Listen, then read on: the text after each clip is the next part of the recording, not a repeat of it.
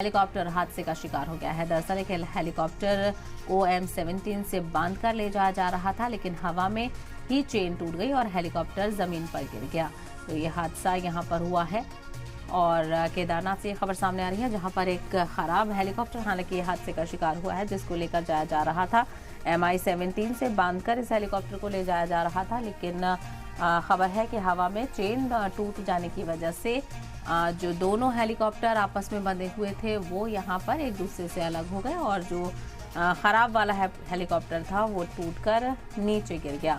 तो उत्तराखंड के केदारनाथ से हादसे की खबर सामने आ रही है। हालांकि गनीमत ये रही कि अभी फिलहाल किसी के जख्मी होने की या किसी के हताहत होने की खबर इस समय नहीं है, क्योंकि जो चेन से बंधा हुआ हेलीकॉप्टर था वो ही टूटकर नीचे गिरा है और जो दूसरा हेलीकॉप्टर था वो सही सलामत वहां से आगे निकल गया। तो यहाँ खराब हेलीकॉप्टर क्रैश हुआ है, लेकिन बड़ा हादसा होने से यहाँ पर टल गया है।